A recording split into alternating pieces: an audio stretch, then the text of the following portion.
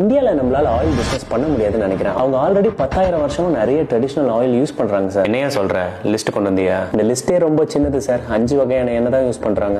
நீங்களே பாருங்க. என்னையா சொல்ற, 10,000 வருஷமா இந்த 5 எண்ணெய் தான் யூஸ் பண்றாங்களா? கடுகு எண்ணெய், நல்லெண்ணெய், கடலை எண்ணெய், தேங்காய் எண்ணெய், நெய். இது சாப்பிடுறதுனாலதான் அவனுங்க உடம்புல எந்த ப்ராப்ளமும் வந்து தொலைல.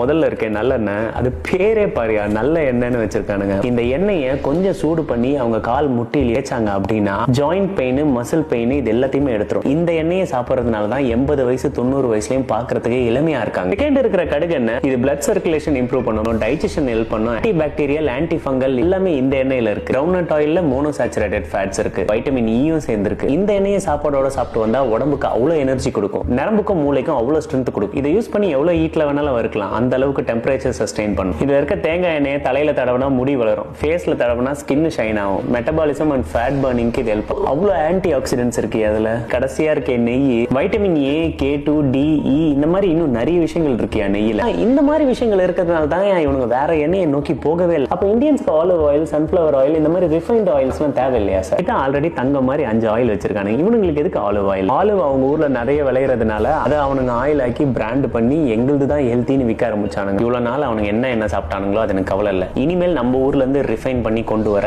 அந்த எண்ணெய்களை தான் அவனுங்க யூஸ் பண்ணணும். இனிமேல் sunflower oil, cotton seed oil, soybean oil, rice bran oil, canola oil, palm oil, கடைசியா வனஸ்பதி, டால்டா இந்த விஷயங்களை மட்டும் தான் இந்த ஊர்ல பரப்பணும். நல்லா கேட்டுக்கோ.